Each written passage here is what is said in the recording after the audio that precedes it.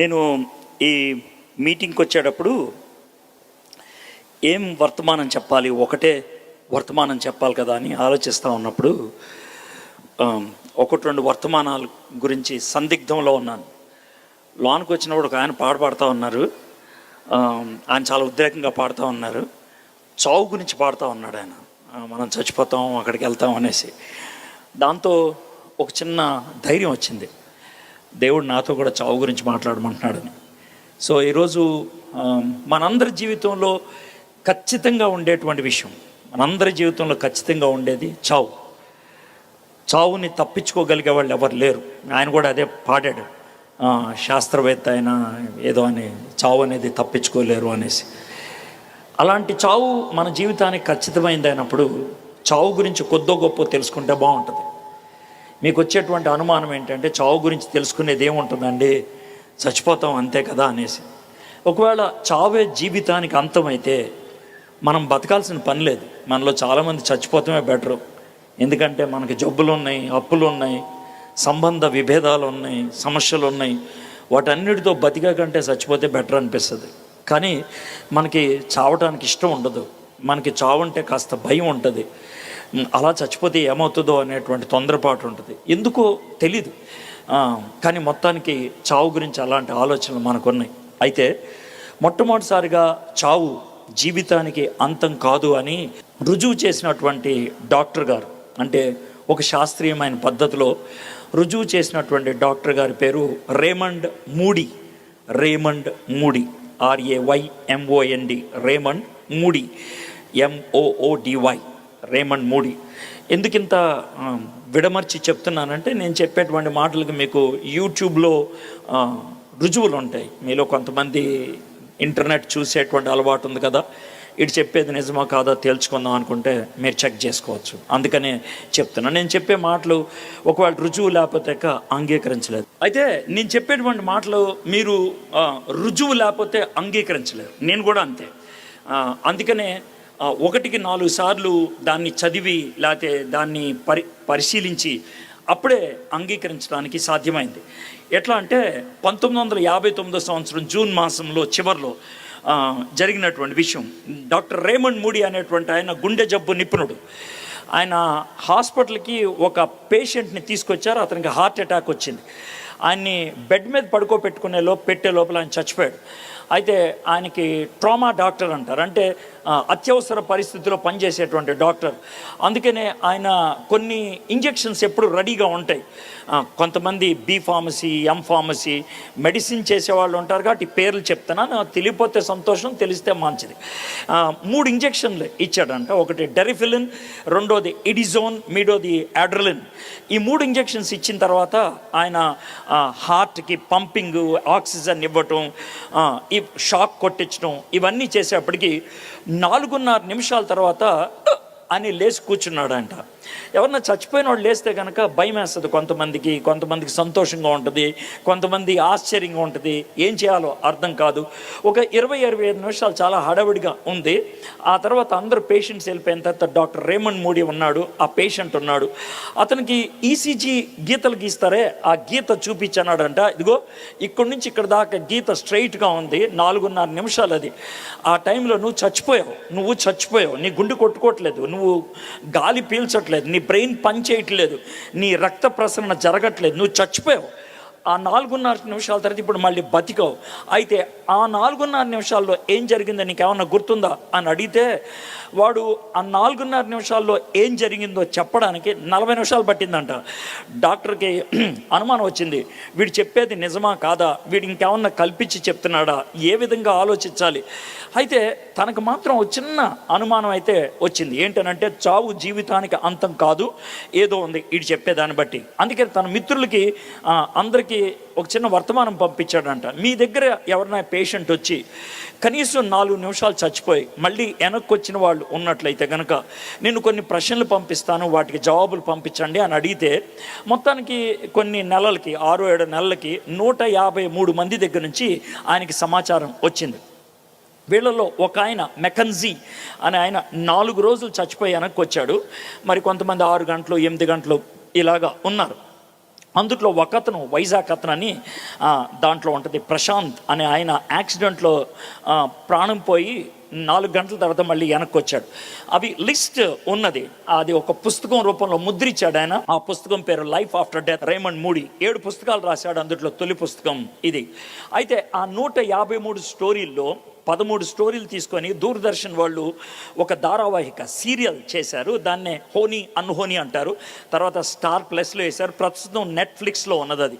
నేను ఇంత సమాచారం ఎందుకు ఇస్తానంటే, నేనేమి మీ చెవులో పువ్వు పెడతలేదు. ఇది ఏదైతే సేకరించానో అదే చెప్తున్నాను అని అనటానికి ఈ మాటలు చెప్తున్నాను. అయితే రేమండ్ మూడీ ఈ 153 మంది యొక్క జీవితాలు, వాళ్ళ అనుభవాలు విన్న తర్వాత ఒక చాప్టర్ రాశాడు చివరిలో.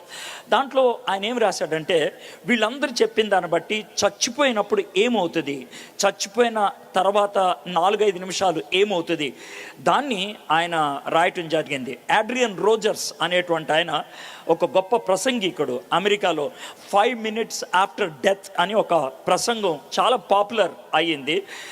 దాంట్లో కూడా ఈ విషయాలన్నిటిని కూడా పెడుతూ ఉంటాడు. సరే, వాళ్ళు చెప్పింది ఏంటనంటే, మేము చచ్చిపోతున్నప్పుడు మాలోంచి మేము బయటకు వచ్చాం, మమ్మల్ని ఎవరో బాగా ఊపినట్లు అనిపించింది, మాలోంచి మేము బయటకు వచ్చి మమ్మల్ని మేము చూసుకోగలుగుతున్నాం, అద్దంలో చూసినట్లు. మా మీద పడి ఏడుస్తున్నారు, మాకు ఇంజక్షన్లు ఇస్తున్నారు, మాకు ఆక్సిజన్ అందించడానికి ప్రయత్నం చేస్తున్నారు. మేము చెప్తున్నాం వద్దు, మాకు బాగుంది ఇప్పుడు అని చెప్తున్నాం, కానీ వాళ్ళకి వినబడట్లేదు. వాళ్ళు మాత్రం అదే ప్రయత్నంలో ఉన్నారు. ఆ తర్వాత మమ్మల్ని ఎవరో బలవంతంగా ఒక టన్నల్లోకి లాగినట్లు, ఒక ట్యూబ్ లాగా ఉన్నది, దాంట్లోకి లాగినట్లయింది. దాంట్లో మేము కూర్చున్నాం, చీకటిగా ఉంది, వేగంగా వెళ్ళిపోయాం. ఎంత వేగంగా వెళ్ళామో తెలీదు, ఎంత దూరం వెళ్ళామో తెలీదు. ఆ ట్యూబ్ అవతలికి వెళ్ళింది 15 మందే. వాళ్ళు చెప్పిన మాటల, అక్కడికి వెళ్ళినప్పుడు మహా వెలుగు ఉన్నది, అంత వెలుగు మా లైఫ్లో ఎప్పుడు చూడలేదు. ఆ వెలుగులో మాకు దేవుడు ఏం కనబడలేదు, దేవదూతలు ఏం కనబడలేదు, దెయ్యాలు ఏం కనబడలేదు, ఆకారాలు ఏం కనబడలేదు, కానీ స్వరం మాత్రం వినబడింది. దాంట్లో 2 ప్రశ్నలు మమ్మల్ని అడిగారు. ఒకటి, నీ జీవిత అర్థం నీకు తెలుసా, do you know the meaning of your life? రెండోది, నేను నిన్ను నిష్పక్షపాతంగా ప్రేమిస్తున్నట్లు నువ్వు ఇతరులను ప్రేమించగలుగుతున్నావు? Have you started loving unselfishly as I loved you? ఈ 2 ప్రశ్నలు అడిగిన తర్వాత మేము వెనక్కి వచ్చేసాం అని చెప్పారు. ఏది అయినప్పుడు కూడా ఇంత లాంగ్ స్టోరీ మీకు ఎందుకు చెప్పామని అంటే, ఒక శాస్త్రీయ పద్ధతిలో మరణం జీవితానికి అంతం కాదు అని ఒక డాక్టర్ గారు రుజువు చేయటం అయ్యింది. దీంతో మనకి పక్కా అర్థమవుతుంది, మరణం జీవితానికి అంతం కాదు, మరణం తర్వాత ఏదో ఉన్నది అని. మరణం తర్వాత జీవితం ఉన్నది అని నమ్మే వాళ్ళు అందరినీ కూడా 2 గుంపులు చేయొచ్చు. 2 గుంపులు. ఒక గుంపు ఇలా ఆలోచిస్తారు, ఇంకో గుంపు ఇలా ఆలోచిస్తారు. ఈ 2 గుంపుల్లో ఒక గుంపు ఏమైనా ఆలోచిస్తారంటే, మరణం తర్వాత జీవితం ఒక స్ట్రైట్ లైన్, ఒక తిన్నని గీతలాగా ఉంటుంది అని నమ్ముతారు. రెండో గుంపు వాళ్ళు, లేదు గుండ్రంగా చక్రంలాగా తిరుగుద్ది అని అంటారు. తిన్నంగా వెళ్తుంది అని నమ్మేవాళ్ళు 3 మతాలు ప్రాముఖ్యంగా. మొదటిది యూదా మతం, రెండోది క్రైస్తవ్యం, మూడోది ఇస్లాం మతం. వీళ్ళు నమ్మేది మనిషి ఒకసారి పుడతాడు, ఓసారి చచ్చిపోతాడు, ఆ తర్వాత నిత్యత్వంలోకి వెళ్ళిపోతారు. అది మంచో చెడో, పైకో కిందకో, వెలుగో చీకటో, దేవుడి దగ్గరో లేకపోతే నరకంలోనో తెలియదు, అయితే ఒకే చోట వాళ్ళు ఉంటారు. ఇది స్ట్రైట్ లైన్. అయితే గుండ్రంగా తిరుగుద్ది అని నమ్మేవాళ్ళు 3 మతాల వాళ్ళు హైందవులు, బౌద్ధ మతస్థులు, జైన్ మతస్థులు. వాళ్ళు నమ్మేది ఏంటంటే, మానవుడు పుడతాడు, చచ్చిపోతాడు, వాడి యొక్క పాపపుణ్యాన్ని బట్టి తర్వాత జీవితం ఉంటుంది, మళ్ళీ పుడతాడు, ఆ తర్వాత పాపపుణ్యాన్ని బట్టి తర్వాత ఉంటుంది జీవితం. ఆ విధంగా జీవిత చక్రములో తిరుగుతూ ఉంటాడు. ఇది వాళ్ళు నమ్మేది. అయితే ఈ రెండిట్లో ఒకటే రైట్ అవుతుంది, 2 రైట్ అవ్వలేవు. ఈ రెండిట్లో ఒకటే సబబు. ఈ రెండిట్లో ఏది అంగీకరించగలుగుతాం, ఏది సబబుగా అనిపిస్తుంది? మీరు నన్ను అడగొచ్చు, సార్ మీరేం నమ్ముతారు అనేది. నేను ఖచ్చితంగా స్ట్రైట్ లైన్ నమ్ముతాను. అదెందుకు నమ్ముతారు? గుండ్రాన్ని ఎందుకు నమ్మరు? అది మీకు వచ్చేటువంటి ప్రశ్న. ఇది ఎందుకు నమ్మనో చెప్తా, అది ఎందుకు నమ్ముతానో కూడా చెప్తా. ఇది ఎందుకు నమ్మను అని అంటే కనుక, నేను వాళ్ళని అడిగినటువంటి కొన్ని ప్రశ్నలకు నాకు జవాబు ఇవ్వలేకపోయారు వాళ్ళు, సరైనటువంటి జవాబు. మొదటి ప్రశ్న ఏంటి అని అంటే, సరే ఈ లోకంలో పాపపుణ్యాలు ఉన్నాయి, ఏది ఎక్కువ ఉంది?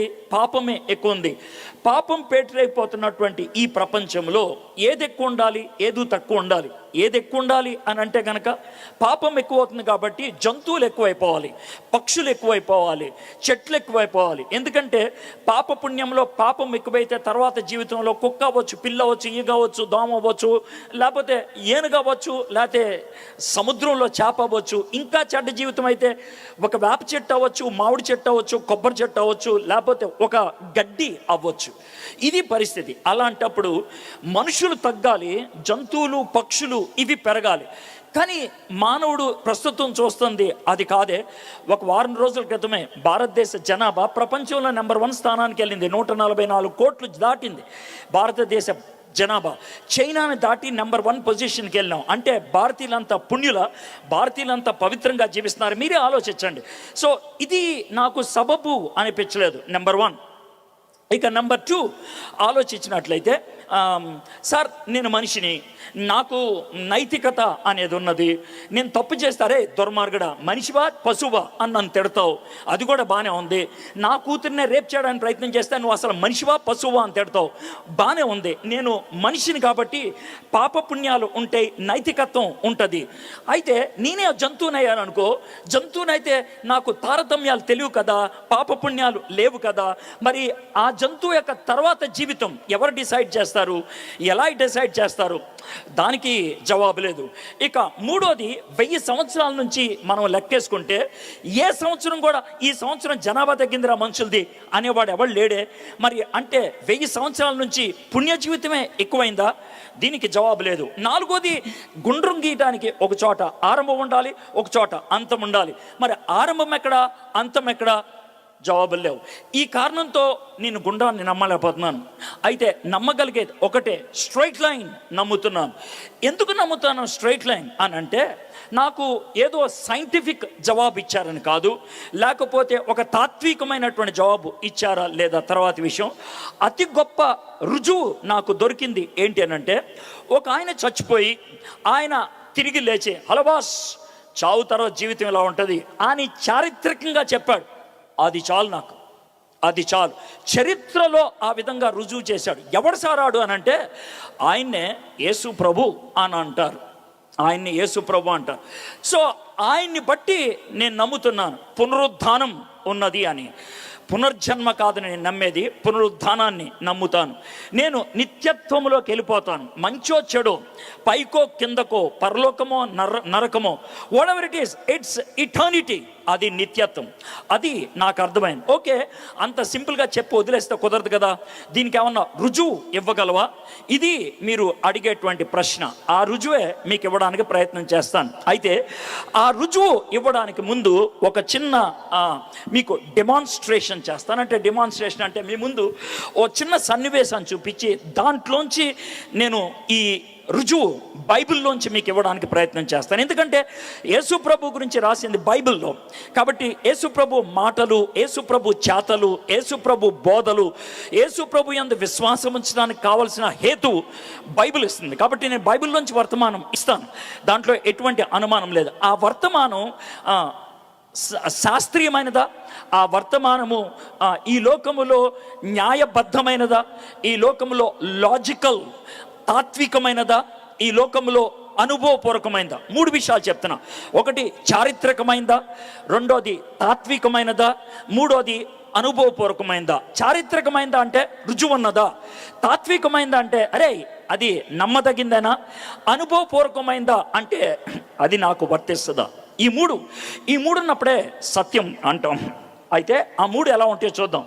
ఒకవేళ నేను ఈ విధంగా ఒక క్లాత్, ఒక బట్ట కప్పేసి నా చేతిలో ఏముందో మీకు తెలుసా అని అంటే, మాకు తెలియదు సార్, మీరు ఈ కర్టన్ తీయండి సార్, మాకు తెలుసుద్ది అంటారు. ఈ కర్టన్ తీయటాన్నే ఏమంటారంటే రెవల్యూషన్, ప్రత్యక్షత, తెర తీయుట అని అంటారు. పూర్వకాలంలో మనకి నాటకాలు ఉండేవి. నాటకాలు ఉన్నప్పుడు ఇంత స్టేజ్ ఉంటుంది, ఆ స్టేజ్ ముందు కర్టన్ ఉంటుంది, వెనకాల సెట్టింగ్ అంతా వేసుకున్న తర్వాత కర్టన్ తీస్తారు. ఆ కర్టన్ తీయటాన్నే తెర తీయటం అని అంటారు. అయితే తెర తీయాలి, తెర తీస్తే మనకి లోనేముందో తెలుసుద్ది, దాన్ని చరిత్ర అని అంటారు. అయితే తెర తీసినప్పుడు నువ్వు కళ్ళు మూసుకున్నావు అనుకో, అప్పుడు నీకు కనబడదు. తెర తీసినప్పుడు కళ్ళు మూసుకోవటం అనేది బాగా అర్థం అవ్వాలంటే, గ్రూప్ ఫోటో తీసేటప్పుడు 6 అడుగులు ఉంటే కనుక అందుట్లో ఎవడైనా షట్టర్ నొక్కినప్పుడు, అంటే బటన్ నొక్కినప్పుడు కన్ను మూసుకుంటే ఆడు కన్ను మూసుకున్నాడు రా అని అంటారు. అలాగా కళ్ళు మూసుకుంటే పనిచేయదు. సో మొదటిది తెర తీయాలి, అది చరిత్ర. రెండోది కళ్ళు తెరుచుకోవాలి, అది జ్ఞానం, అది తాత్వికంగా మనకి అర్థం చెప్పడం. అయితే ఒకవేళ నేను ఈ మొబైల్ని చూపిస్తే, ఒకవేళ కొండల్లో ఉన్న వాళ్ళు, నాగరికత అంటే ఏంటో తెలియనటువంటి వాళ్ళు, సరిగ్గా బట్టలు వేసుకునేటువంటి వాళ్ళు, ఇది చూపిస్తే వాళ్ళు అడిగే ప్రశ్న ఏంటి తెలుసా? సార్ ఇదేంటి సార్ అని అంటారు. అప్పుడు వాడికి వివరించాలి, ఇది మొబైల్ అంటావు అంటే ఏంటి సార్, దీంట్లో మాట్లాడితే ఎక్కడో ఉన్న వ్యక్తికి అది వినబడుతుంది, ఎలా సార్ అని వాడు రకరకాల ప్రశ్నలు వేయచ్చు, కొంచెం టైం పట్టుద్ది.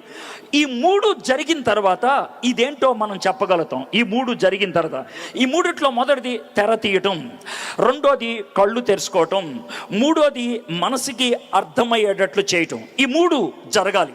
అయితే ఈరోజు బైబిల్లోంచి యేసు ప్రభు తిరిగి లేచాడా? నువ్వేదో పెద్ద చెప్పావు కదా, ఆయన తిరిగి లేచాడు, ఆయనకి సింగిల్ మాటతో నేను నమ్ముతున్నాను అన్నావు కదా, ఆయన తిరిగి లేచాడా? దానికి చారిత్రకమైనటువంటి ఆధారం ఉన్నదా? అది నమ్మదగిందేనా? అంగీకారానికి యోగ్యమైందేనా? నువ్వు చెప్పేది నిజమా అబద్ధమా తేల్చుకోవచ్చా? అది రెండోది. మూడోది, అది నాకు వర్తిస్తుందా, అది నాకు అనుభవపూర్వకం అవుతుందా? ఈ 3 మీరు అడుగుతారు. అందుకనే ఆ 3టికి జవాబిచ్చేటువంటి బైబిల్లో ఉన్నటువంటి ఒక అధ్యాయం మీతో కలిసి ఈ సాయంత్రం ధ్యానం చేస్తాను. లూకాసు వార్త 24వ అధ్యాయం. బైబిల్ తెచ్చుకున్నవాళ్ళు బయట రోడ్డు మీద కొంతమంది వింటూ ఉన్నారు, మీకు లూకాసు వార్త 24వ అధ్యాయం తెలియపోవచ్చు. కాకపోతే దాంట్లో 3 ప్రాథమికమైనటువంటి స్టోరీస్ ఉంటాయి, 3 సన్నివేశాలు ఉంటాయి. ఆ 3 సన్నివేశాల నుంచి ఈరోజు మీకు మాట్లాడతాను. మీకు బైబిల్ ఉన్నా లేకపోయినా, జీవితంలో ఇదే మొదటిసారి వింటున్నా, మీకు అర్థమయ్యేటట్లు చెప్పడం అనేది నా యొక్క బాధ్యత. నేను ఏదో ఒక క్రైస్తవుడిగా క్రైస్తవ బోధ నేను చేయట్లేదు. నేను ఒక క్రైస్తవుడిగా క్రైస్తవ బోధ చేయట్లేదు. ఒక జర్నలిస్ట్గా, అంటే ఒక న్యూస్ పేపర్ వ్యక్తి సత్యాన్ని ఏ విధంగా అన్వేషిస్తాడో, ఒక లాయర్ ఏ విధంగా సత్యాన్ని అన్వేషిస్తాడో, నేను పిచ్చి ప్రశ్నలన్నీ అడిగి దాంట్లోంచి సత్యాన్ని వెలికి తీయడానికి ప్రయత్నం చేస్తాను. చివరికి నేను కోరుకునేది ఒకటే, నేను చెప్పేది సత్యమని మీరు చారిత్రకంగా, తాత్వికంగా, అనుభవపూర్వకంగా అంగీకరిస్తే, ఈ రాత్రి యేసు ప్రభుని మీ సొంత రక్షకుడిగా అంగీకరిస్తారా? అది నా ముందున్నటువంటి సవాల్, అది నేను ముందేసేటువంటి సవాల్. నువ్వు చెప్పిందంతా చెప్పు, ఆ తర్వాత నేను వెళ్ళిపోతానంటే నేను పిచ్చోని కాదు. You must be very serious. ఈ రాత్రి నేను చెప్పేది నిజం అని నీకు అర్థమైతే, నేను చెప్పేది సత్యం అని నువ్వు గ్రహించగలిగితే, ఈ రాత్రి ఆయన నిజమైన దేవుడురా అని అనగలిగే దమ్ముందా నీకు? ఒకవేళ నేను చెప్పేది కరెక్ట్ కాకపోతే నన్ను ఇక్కడ ఆపి గోపు మీద కొట్టి అడుగు, నేను సమాధానం చెప్తా. I give you an opportunity. నన్ను ఆపి అడుగు. మనం ఎంతకాలం వాదించుకుంటామండి, ఎంతకాలం ఊగిసలాడతాం? సెటిల్ చేసుకుంటే అయిపోతుంది. యేసుక్రీస్తు నిజంగా దేవుడైతే ఆయన కాళ్ళు పట్టుకుంటాం, ఆయన దేవుడు కాబట్టి ఆయన మొహం మీద తూ అని మూసి వెళ్ళిపోదాం. That's it. ఎంతకాలం ఊగిసలాడుతాం? How long? ఏదో ఒక పాయింట్లోకి మనం వచ్చేస్తే బాగుంటుంది. లూకాసు వార్త 24వ అధ్యాయంలో ఇప్పుడు నేను కట్టను తీయటం, కళ్ళు తీయటం, తర్వాత అర్థమయ్యేటట్లు చేయటం అన్న దానికి ఆ లూకాసు వార్త 24వ అధ్యాయంలో 3 వచనాలు నేను చదివి వినిపిస్తాను. అది నా ప్రాముఖ్యమైనటువంటి అవుట్లైన్. ఆ అవుట్లైన్ బేస్ చేసుకొని నేను ఆ 24వ అధ్యాయానికి 53 వచనాలు ఉంటాయి, దాంట్లో ఉన్నటువంటి సారాంశం అంతా మీకు కథలాగా చెప్పడానికి ప్రయత్నం చేస్తాను. ఓకే, 24వ అధ్యాయం 2వ వచనం. ఆయన ఆదియందు సమాధి ముందర ఉండిన రాయి దొర్లింపబడి ఉండుట చూచి లోపలికి వెళ్ళిరి. సమాధి ముందర ఉండిన రాయి దొర్లింపబడి ఉండుట చూచి లోపలికి వెళ్ళిరి. నేను ఇందాక మొదట కట్టను తీశాను, ఇక్కడ జరిగింది రాయి దొర్లించబడింది. మొదట తెరుచుకున్నది సమాధి రాయి. మొదట తెరుచుకుంది సమాధి రాయి. సమాధి రాయిని తీసింది లోనున్న యేసయ్య బయటికి రావడానికి కాదు, బయటున్న మనం లోనకెళ్ళి ఆయన లేడు అని తెలుసుకోవడానికి. ఇది చరిత్ర. రెండోది, 31వ వచనాన్ని మీకు చదివి వినిపిస్తాను. 31. వారి కన్నులు తెరవబడి ఆయనను గుర్తుపెట్టిరి. మొదటిది, సమాధి మీద ఉన్న రాయి తీశారు లోనకెళ్ళి చూడటానికి, అది చరిత్ర. రెండోది, కళ్ళు తెరిచాడు. వావ్, ఈయన చెప్తుంది నిజమేరా అని మనము గ్రహించటానికి, జ్ఞానం మన తెలివికి కలవడానికి మన కళ్ళ ముందు రుజువు ఆయన ఇచ్చాడు. సమాధి తెరిచాడు, కళ్ళు తెరిచాడు. మూడోది 45వ వచనం. అప్పుడు వారు లేఖనములు గ్రహించినట్లు ఆయన వారి మనస్సు తెరిచి, ఆయన తెరిచింది మనస్సుని. 3 తెరిచాడు దేవుడు. ఒకటి, సమాధి మీద రాయి తీశాడు, అది చరిత్ర. రెండోది, కళ్ళు తెరిచాడు, అది తాత్విక జ్ఞానం. మూడోది, మనసును తెరిచాడు, అంగీకరించడానికి, విశ్వసించడానికి, నమ్మటానికి, కాళ్ళు పట్టుకోవడానికి, ఆయన దేవుడాన్ని గుర్తించడానికి, గుండె లోతుల్లో జరిగే అనుభవపూర్వకమైనటువంటి పని. ఈ 24వ అధ్యాయంలో మనం జరిగినట్లు చూస్తూ ఉంటాం. సో నేను ఒక స్టోరీ లాగా చెప్పుకుంటూ వెళ్తాను. మొట్టమొదటిసారి విన్నా కూడా మీకు అర్థం అవడానికి వీలవుతుంది. సరే, మొదటి వచనం నుంచి చదువుతాను.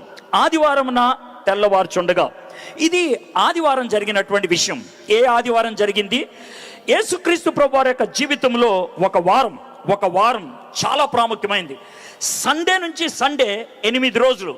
ఆ 8 రోజుల్లో చాలా గొప్ప గొప్ప విషయాలు జరిగినాయి. మొదటి రోజు ఇనాగరల్, చివరి రోజు సెరమనీ క్లోజ్.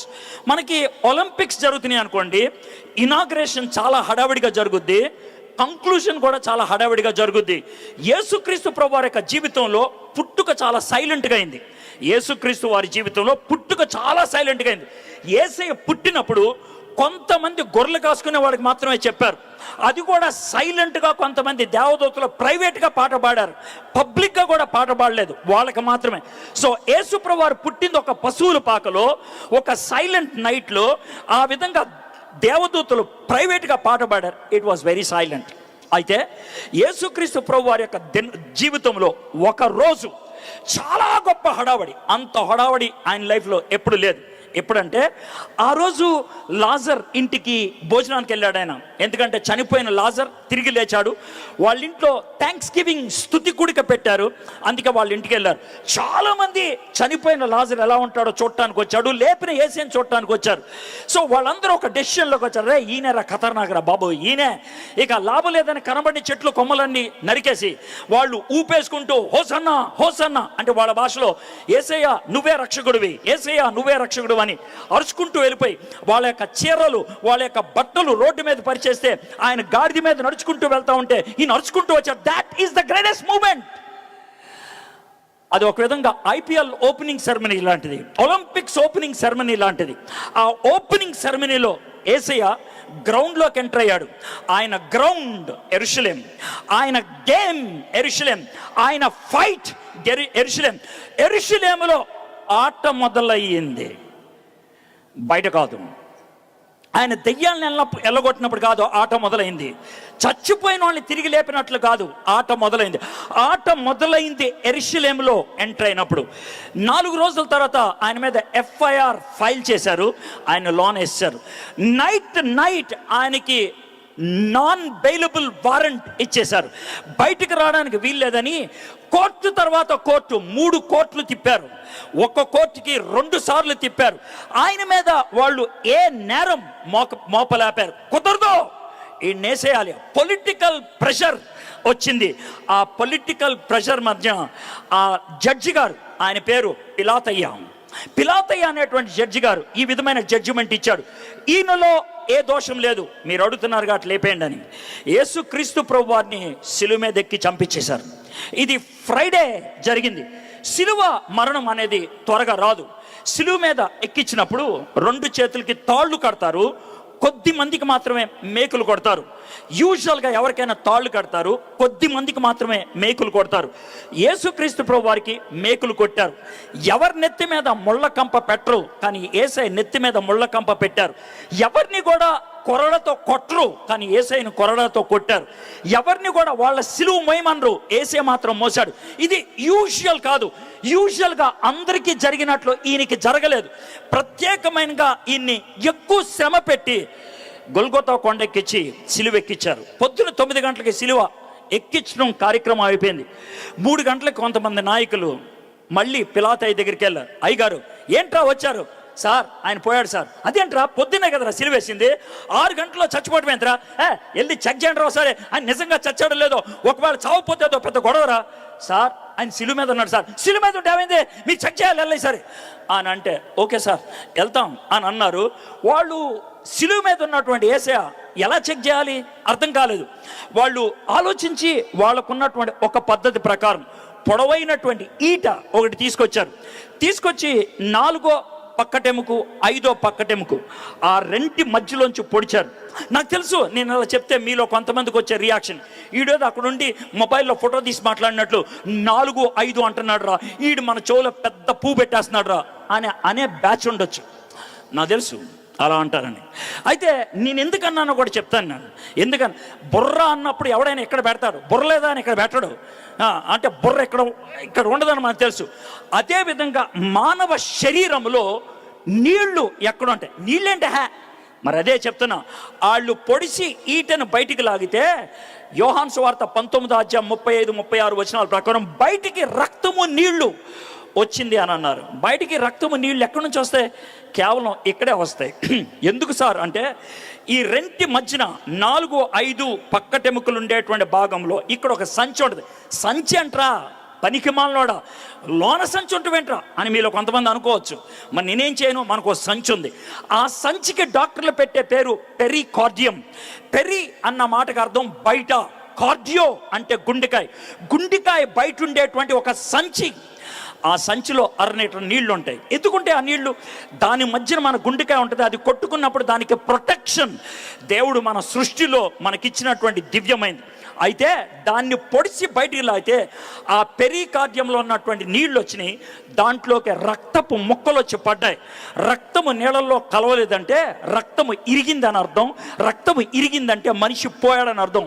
అది వాళ్ళ యొక్క కంక్లూషన్. గోడెట్ అందుకనే వాడు చచ్చాడన్నారు. ఒకవేళ సార్ వాళ్ళకి సైన్స్ తెలియదు కదా, ప్రస్తుతం ఉన్న డాక్టర్లను అడుగుదాం. సార్ ఏమండి పెరికార్డియంని పొడిచి బయటికి లాగితే నీళ్ళు వస్తాయా, నీళ్ళల్లో రక్తపు ముక్కలు ఉంటాయా అని అడిగితే వాళ్ళు ఇచ్చే జవాబు ఏంటి తెలుసా? బాబు మాకు ఒక సబ్జెక్ట్ ఉంటుంది, దాన్ని ఫోరెన్సిక్ సైన్స్ అని అంటాం. ఈ సబ్జెక్ట్ ఎందుకు చదువుతాం తెలుసా? పోస్ట్ మార్టం కేసులో విషయాలు తెలుసుకోవడానికి. ఒకవేళ గుండెకాయ దగ్గర కోసి పెరికార్డియంలో రక్తపు ముక్కలు ఉంటే మేము చెప్పేటువంటి మాట ఒకటే, రిపోర్ట్లో రాసే మాట ఒకటే, ఈ వ్యక్తి హార్ట్ అటాక్ వచ్చి లేదా హార్ట్ ఫెయిల్ అయ్యి చచ్చిపోయాడని. సార్ హార్ట్ అటాక్ వచ్చినా హార్ట్ ఫెయిల్ వచ్చినా అయినా పెరికార్డియం సంచులోకి రక్తపు ముక్కలు వచ్చి పడతాయా? ఎస్, అప్పుడు ఒక్కసారే పడతాయి, ఇంకెప్పుడు పడవు. సో యేసయ్య చచ్చిపోయాడు శుక్రవారం 3ంటికి. సో ఆయన కోసం 2 వచ్చారు. సార్ చచ్చిపోయాడు కదా సార్, ఆయన బాడీ ఇచ్చేసాను సార్, మేము పాతెట్టుకుంటాం అని అన్నారు. వాళ్ళిద్దరు కొంచెం పాపులారిటీ ఉన్నవాళ్ళు, సెలబ్రిటీసు, కొంచెం పేరున్న వాళ్ళు, కొంచెం పొలిటికల్గా హడావుడి చేసేవాళ్ళు బాడీ ఇచ్చేశారు. వాళ్ళు గబగబా యేసుప్రభుని పాతి పెడతానికి వెళ్ళిపోయారు. వాళ్ళు పాతి పెట్టడానికి ఏం చేస్తారంటే 9 అడుగులు పొడవు 3 అడుగులు వెడల్పు ఉన్న ఒక దుప్పటి మధ్యలో యేసయ్యను పడుకోబెట్టి సమోసా చుట్టినట్లు చుట్టేసి పైన మనం ఫెవిక్విక్ పెడతాం కదా, ఫెవిక్విక్ పెట్టిన ఒక 5 నిమిషాలకి అది ఎండిపోతే అతుక్కుపోద్ది కదా. వీళ్ళు పైన బట్ట పైన బోళము దాన్ని మాయర్ అంటారు, మాయర్ ఇంగ్లీష్లో. ఆ బోళము అనే దాన్ని పోస్తారు ద్రవం. అది 15 నిమిషాలకి గడ్డగట్టేస్తుంది. పైనుంచి కింద దాకా సిమెంట్ కట్టేసినట్లు అయిపోతుంది అనమాట. ఆ విధంగా అయిన తర్వాత యేసు ప్రభుని గబగబా సమాధిలో పెట్టేసి బయటకు వచ్చేసారు. సార్ ఇందాక నుంచి గబగబా అంటున్నారు, ఎందుకు సార్ అంటే ఉంది దాని వెనకాల కారణం ఏంటి అని అంటే కొంచెం బ్యాక్గ్రౌండ్లోకి వెళ్ళాలి. మనం టైంని బట్టి మాట్లాడేవాళ్ళం. టైము చాలా అయిపోయింది అని అన్నారు. ఈసారి 2000 సంవత్సరాల క్రితం ఉంటే కనుక టైం అయిపోయింది అని ఉండేవాడు కాదు, చచ్చిపోయారు ఇప్పుడు అని అంటారు. ఎందుకంటే సాయంత్రం 7 అయితే ఎవడు రాడు బయటికి. ఇప్పుడు మనమైతే వస్తాం, ఎందుకంటే మనకి గడియారం బట్టి టైం లెక్కలోకి వస్తుంది, గడియారాన్ని బట్టి. వాళ్ళకి గడియారాన్ని బట్టి కాదు, సూర్యుడిని బట్టి. మనకి గడియారాన్ని బట్టి రాత్రి 12 గంటలకి హ్యాపీ బర్త్డే చెప్తాం, రాత్రి 12 గంటలకి హ్యాపీ న్యూ ఇయర్ చెప్తాం. కానీ ఆ కాలం సూర్యుడిని బట్టి మాట్లాడతాడు. సూర్యుడు కిందకి దిగితే రోజు అయిపోయింది, సూర్యుడు కిందకి దిగితే రోజు అయిపోయింది. సో సాయంత్రం 6 నుంచి పొద్దున్న 6 దాకా రాత్రి, పొద్దున్న 6 నుంచి సాయంత్రం 6 దాకా పగలు. ఒక రాత్రి ఒక పగలు అయితే గనక ఒక రోజు. సార్ ఇది యూదులకేనా అంటే కాదు, ప్రపంచమంతా అదే పద్ధతి. ఎలాగూ అని అంటారేమో. మనం పూర్వీకులు ఒక కార్యం జరిగినప్పుడు ఎవరైనా ఇంటికి వెళ్తే వాళ్ళు ఉపయోగించే పదం ఏంటి తెలుసా? 3 రోజులు ఉండండి అని చెప్పరు, 3 నిద్రలు తీసి వెళ్ళిపోండి అంటారు. అంటారు లేదా? ఎందుకంటారు ఆ మాట? 3 నిద్రలు చేయండి, 3 రాత్రులు ఉండండి ఇక్కడ. వాయ్? పెళ్ళైన తర్వాత 3 రాత్రులు వాయ్? ఎవరన్నా దినం కార్యక్రమంకి వెళ్తే 3 నిద్రలు చేయాలి వాయ్? ఎందుకు అని అంటే 3 రోజులు ఉండాలి. 3 రాత్రులు అయితే 3 రోజులు అయినట్లు. ప్రపంచమంతా అదే పద్ధతి. That's it. సో యూదులకి శుక్రవారం సాయంత్రం 6 గంటలకి శనివారం స్టార్ట్ అవుద్ది. శనివారం సబ్బాతు. అంటే ఏంటి సార్ అంటారు, ఏదో బాతు. వాళ్ళకి సబ్బాత్ అంటే చాలా జాగ్రత్తగా ఉండేది, పవిత్రంగా ఉండేది. ఆ రోజు పని చేయకూడదు, శవాన్ని ముట్టుకోకూడదు. అందుకనే 5:30 లోపల భూస్థాపన కార్యక్రమం అయిపోవాలి, 6 గంటల లోపల స్నానం చేసి ఇంటికి వచ్చేయాలి. ఇది పరిస్థితి. అందుకనే గబగబా పూర్తి చేశారన్న. శుక్రవారం ఆయన్ని సమాధిలో పెట్టారు. శుక్రవారం సాయంత్రం శనివారం స్టార్ట్ అయింది.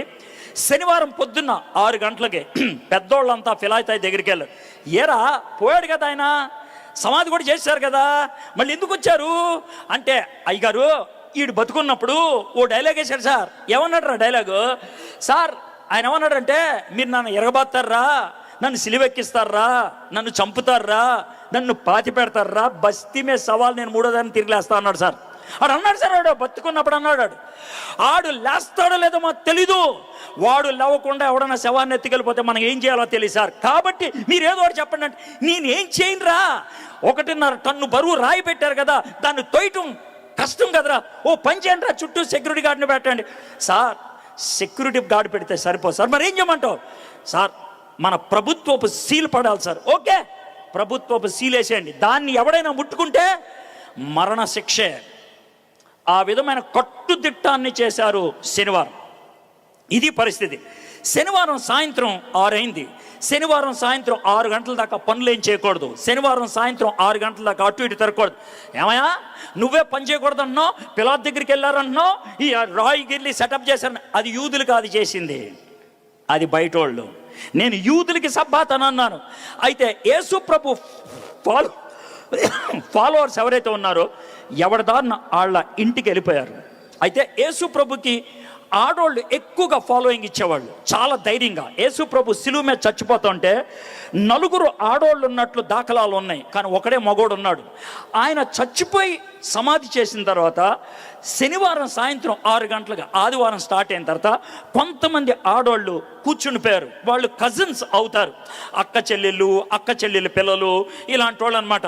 అక్క చెల్లి మరి ఏసే చచ్చిపోయాడు కదా, ఆయనకి మొహానికి పౌడర్ రాసారులే తెలీదు, ఆయన గడ్డం దువ్వేరలో తెలీదు, ఆయన తల దువ్వేరలో తెలీదు, ఆయన కాళ్ళకి పసిపేసారులే తెలీదు, మనం గబగబా ఏమన్నా చేద్దాం అనేసి సాయంత్రం 6 గంటల తర్వాత సున్నిపిండి అవన్నీ గబగబా నూరేశారు. ఎందుకంటే వెళ్ళి ఓసారి మన తృప్తి కోసం చేద్దాం అన్నట్లు వాళ్ళు అవన్నీ నూరుకొని బహుశా పూర్తి అయ్యేటప్పటికి 9 అయిన ఉంటుంది. 9 అయిన తర్వాత ఈ ఆడోళ్ళంతా కలిసి సమాధి దగ్గరికి వెళ్తున్నారు. సీన్ చూద్దాం. ఆదివారం తెల్లవారుచుండగా ఆ స్త్రీలు తాము సిద్ధపరిచిన సుగంధ ద్రవ్యములు తీసుకొని సమాధి వద్దకు వచ్చి, ఆ స్త్రీలు 4 పేర్లు మత్తయి రాశాడు, ఈయన రాయలేదు. ఈయన ఎందుకు రాయలేదంటే, లూకా రాసేది జనానికి, ప్రపంచానికి, ఆడెవడితే నీకే అమ్మాయిలు. కానీ మత్తయికి ఇంపార్టెంట్, ఎందుకంటే వాళ్ళకి రాస్తున్నాడు, యూదులకి. అందుకే ఎవరెవరు వెళ్ళారో పేర్లు రాశాడు. సో ఎవరు రాస్తున్నారు, ఎవరికి రాస్తున్నారు అన్నది చాలా ప్రాముఖ్యం. యేసే గురించి ఒక బయోగ్రఫీ ఉంటే ఈడు మాయగాడేమో అనుకోవచ్చు, మనకి 4 బయోగ్రఫీలు ఉన్నాయి. వెరిఫై చేయడానికి 4 ఉన్నాయి. ఈ 4 చోట్ల నుంచి రాశారు. మత్తయి ఆఫ్రికాలో ఉండి రాశాడు, లూకా ఆయన గ్రీస్ దేశంలో ఉండి రాశాడు, మార్కు సువార్త రోమ్ పట్టణంలో ఉండి రాశాడు, యోహాను టర్కీ దేశంలో ఉండి రాశాడు. వీళ్ళు అరే నువ్వు అక్కడ దాకా రాసా, అక్కడి నుంచి ఇక్కడ దాకా రాస్తా అని మాయ చేసిన వాళ్ళు కాదు. ఒక్కొక్కళ్ళు ఒక్కొక్క టైంలో రాశారు. మత్తయి 55లో రాశాడు, మార్క్ 61లో రాశాడు, లూకా 66 తర్వాత రాశాడు, యోహాను 90లో రాశాడు. టైం ఫ్రేమ్ కూడా మారిపోయింది. నేను ఇవన్నీ చెప్తుంది ఎందుకు తెలుసా? నేను మాయ చేయట్లా, మీ ముందు చరిత్ర పెడుతున్నా. It is history, point to point మనం చెప్పగలుగుతాం.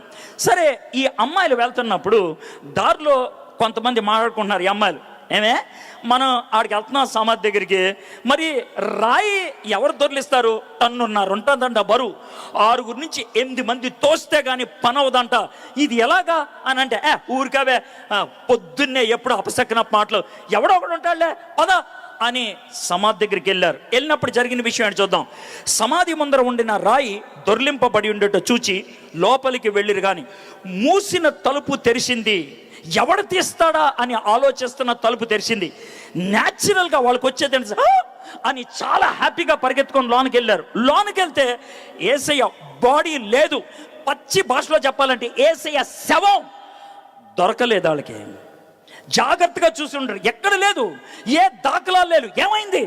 బయటకు వచ్చి ఎవడో ఎత్తుకెళ్ళిపోయాడు రా. చివరికి నేను గడ్డం దువ్వలేపాను, మొహం ముద్దు పెట్టుకోలేపాను, కాళ్ళకి పసుపు రాయలేపాను. అది వాళ్ళకు ఉన్నటువంటి టెన్షన్. అలా ఏడుస్తుంటే ఏం జరిగిందో చూడండి. ఇందును గూర్చి వారికి ఏమియో తోచకుండగా ప్రకాశమైన వస్త్రములు ధరించిన 2 మనుషులు వారి యొద్ద నిలవబడి, లూకా పబ్లిక్ రాస్తున్నాడు, అందుకే 2 మనుషులని రాశాడు. ఇదే మాట మత్తయి రాస్తున్నప్పుడు ఏమని రాస్తాడు తెలుసా? 2 దేవదూతలను రాస్తాడు. ఎందుకని వాళ్ళకి దేవదూతలు రాశారంటే, యూదులకి దేవదూతలు అంటే ఏంటో తెలుసు, బయట ప్రజలకి దేవదూతలు అంటే తెలియదు. వాళ్ళకి తెలిసిందల్లా దెయ్యాలు. అందుకే దెయ్యం అన్నదని చెప్తే బాగోదని మనుషులు అని చెప్పాడు. ప్రకాశమైనటువంటి వస్త్రాలు ధరించినటువంటి వాళ్ళు ఏం చేశారంటే, వారు భయపడి ముఖములను నేల మోపి ఉండగా, వీరు సజీవుడైన వారిని మీరెందుకు మృతుల్లో వెతుకుచున్నారు? ఇదేం ఫిలసాఫికల్ మాటయా? సజీవుడైనటువంటి వాడిని మృతుల్లో ఎందుకు ఎత్తుతున్నారు? బతుకున్న వాడిని సమాధిలో ఎందుకు ఎత్తుతున్నారు? లేచున్న వాడిని సమాధిలో ఎందుకు ఎత్తుతున్నారు? వీళ్ళకి ఆ టెన్షన్లో, ఆ బాధలో అర్థం కాగా సొల్లు కొట్టకుండా చెప్పా, ఏమైంది ఆయన బాడీ, ఏమైంది ఆయన బాడీ, ఇలాగా అరిచారేమో. అప్పుడు వాళ్ళు ఇచ్చినటువంటి జవాబు, ఆయన ఇక్కడ లేడు. ఇక్కడ లేడంటే అర్థం ఏంటి? ఎవరినైనా తీసుకెళ్ళాడా? ఆయన లేచున్నాడు అంటే ఆయన లేచాడు. ఇది ఎలా నమ్మాలయా? మీకు అర్థం కావట్లేదా?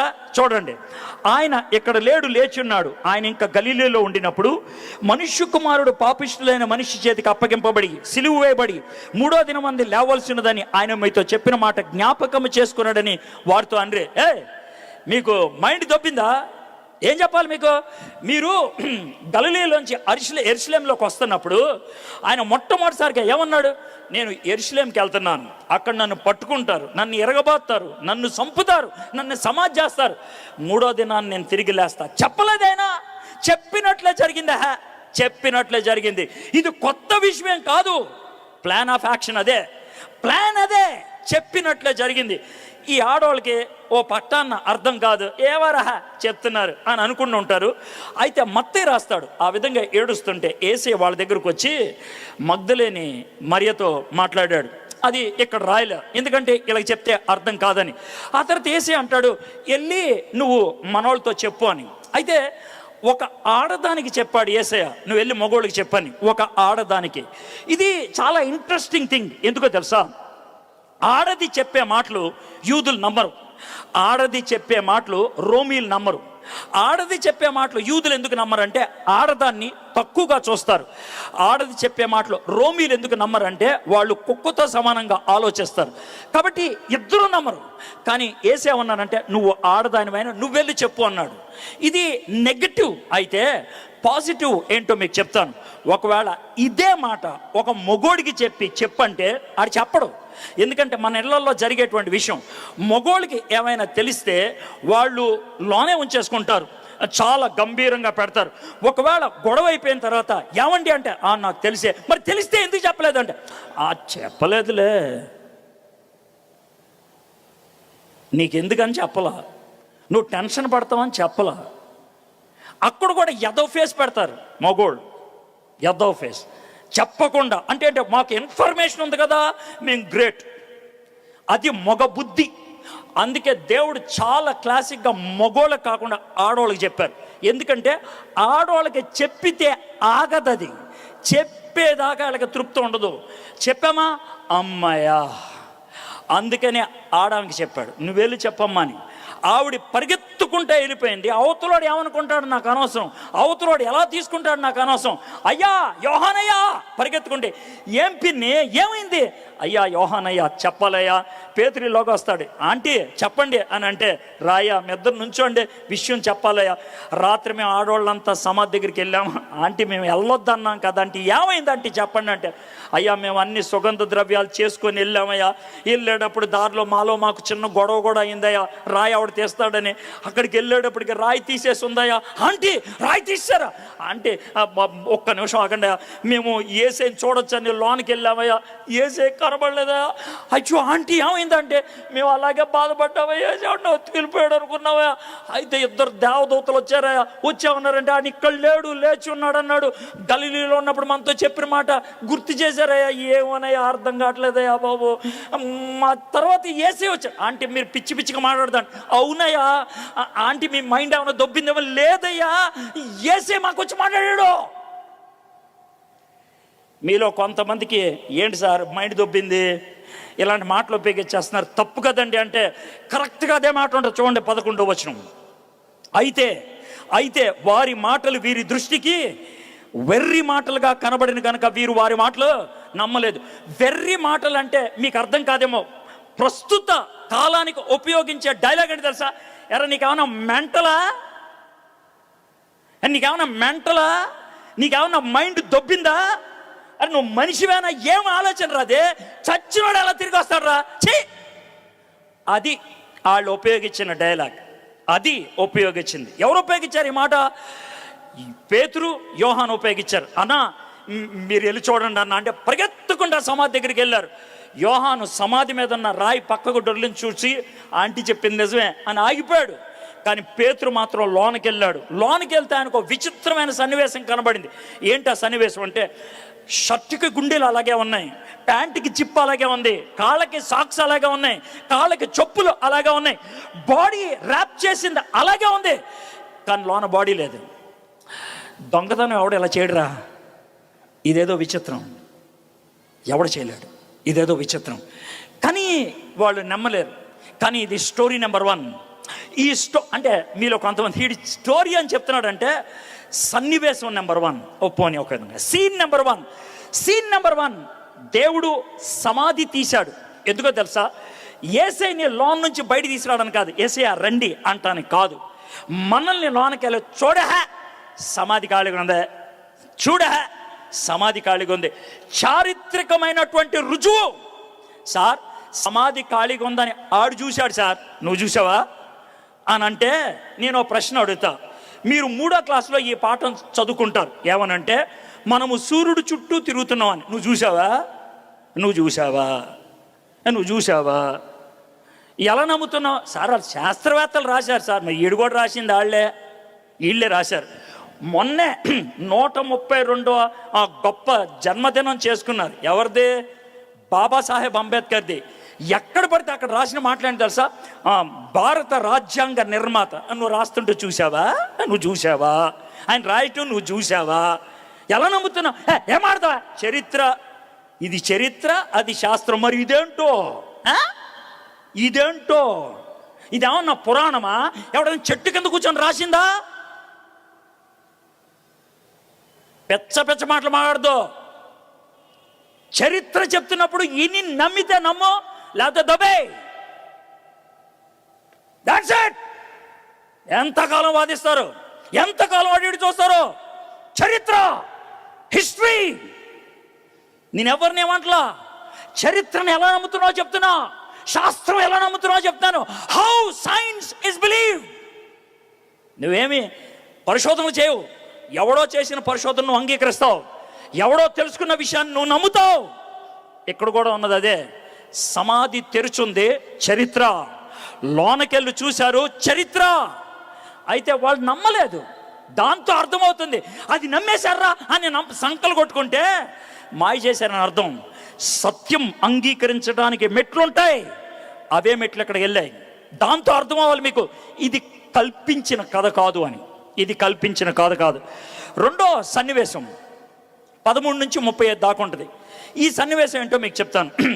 యేసు ప్రభు వారిని శుక్రవారం సాయంత్రం సమాధి చేశారు కదా. శనివారం అంతా యూదులు బయటికి రారు. ఆదివారం పొద్దున్న ఆ చుట్టుపక్కల గ్రామాల్లో ఉన్న వాళ్ళంతా యెరూషలేంకి వచ్చేసారు. ఎవరన్నా చచ్చిపోతే 3వ రోజు చేసే పని ఏంటి? చిన్నదినం. 3వ రోజు చేసే పని ఏంటి? జ్ఞాపకార్థ కూడిక. సో యేసు ప్రభుకి జ్ఞాపకార్థ కూడిక కోసం వచ్చేసారు. యెరూషలేంకి ఓ 12 కిలోమీటర్ల దూరంలో ఎమ్మాయి అనే ఒక ఊరుంది. అమ్మాయి కాదు, ఎమ్మాయి.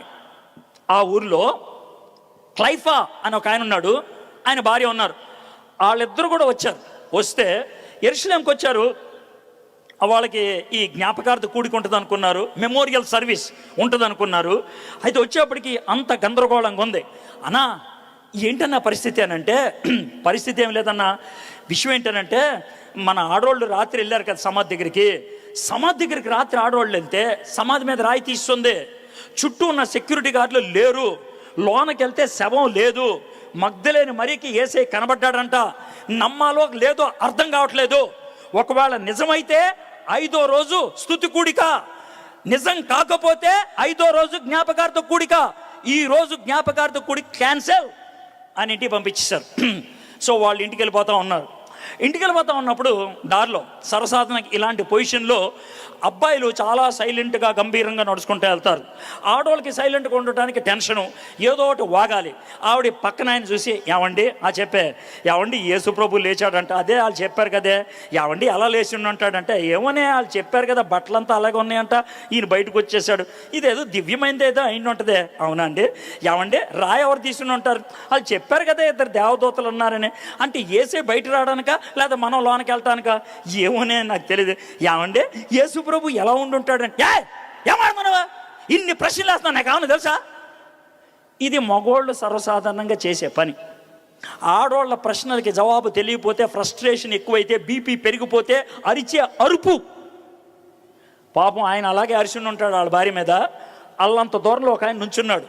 ఆయన దగ్గరికి వచ్చి, ఏంటి సార్ గొడవ అవుతుందని అంటే, ఏదో మా ఫ్యామిలీ గొడవ, నీకెందుకు?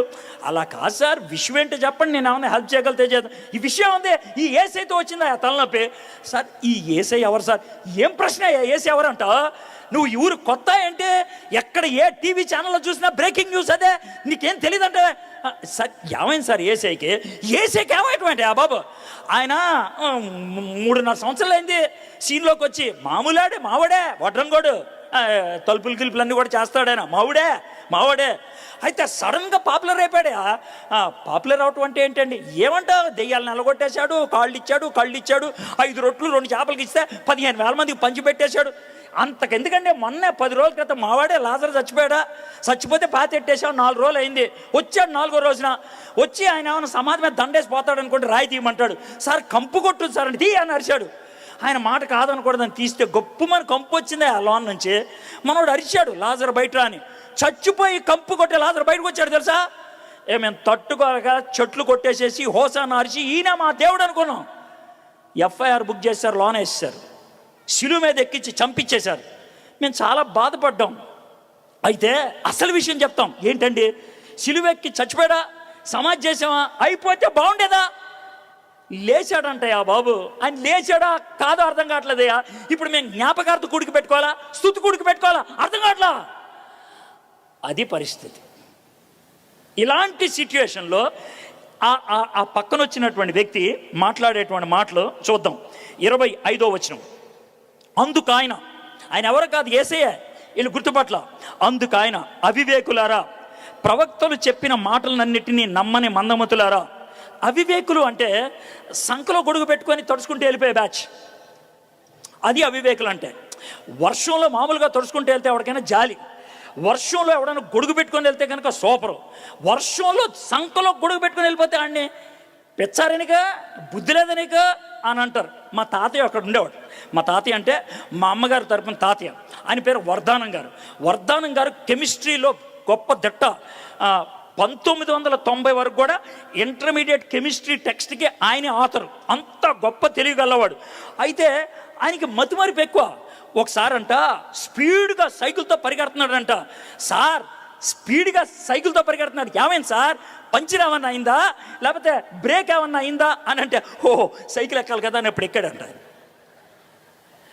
మతిమరుపు లెవెల్ అది, మతిమరుపు లెవెల్ అది. అవివేకులారా, చెప్పారు కదా ప్రవక్తలు ఏం చెప్పారు? క్రీస్తు ఈలాగు శ్రమపడి తన మహిమలో ప్రవేశించిన అగత్యం కదా అని వారితో చెప్పాను. మోషేయు సమస్త ప్రవక్తలను మొదలుకొని లేఖములన్నిటినీ తన్ను గూర్చిన వచనముల భావమును వారికి తెలిపాను.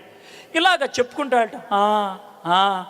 బాగా చెప్తున్నావయ్యా, చాలా బాగా చెప్తున్నావు, నువ్వు చెప్తుంటే ఇంకా బాగా వినాలని ఉంది, కానీ మా ఇల్లు వచ్చేసిందయ్యా, మా ఇంటికి వెళ్తాం. అవును, ఈ ఊర్లో ఎక్కడుంటా?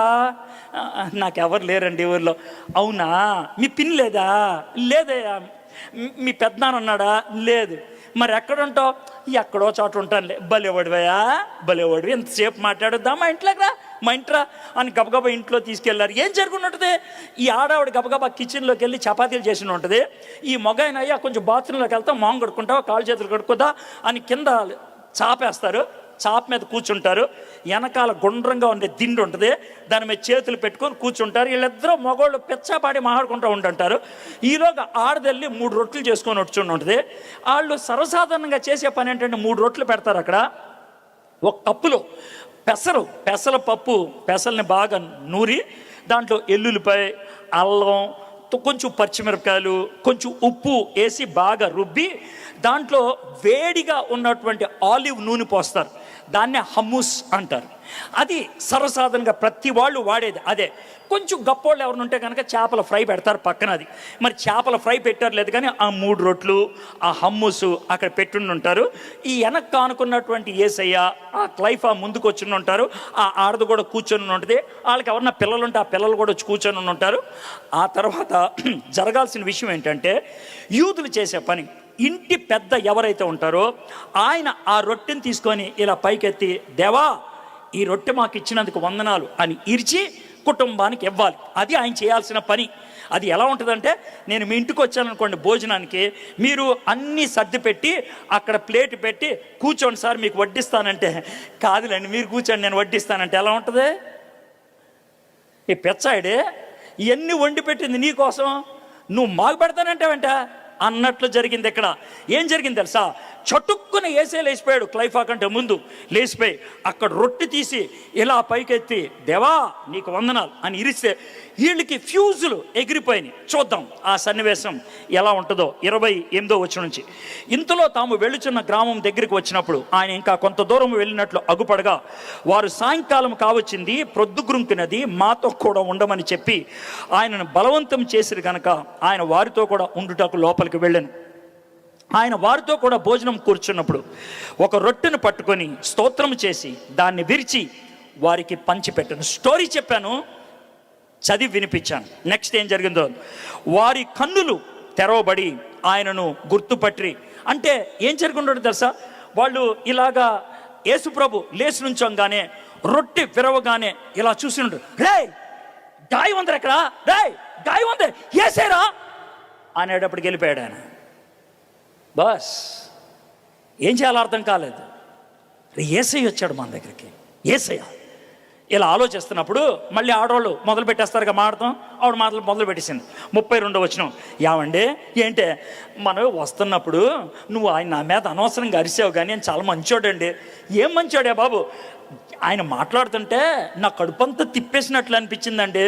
నీకే కాదా, నాకు కూడా, నాకు మంట అనిపించింది, నాకు మంట నీకు తిప్పుడు. అదే 32వ వచనం. అప్పుడు వారు ఆయన త్రోవలో మనతో మాట్లాడుచు, లేఖనములు మనకు బోధపరుచున్నప్పుడు మన హృదయము మనలో మండుచుండలేదా అని ఒకరితో ఒకరు చెప్పుకొనిరి.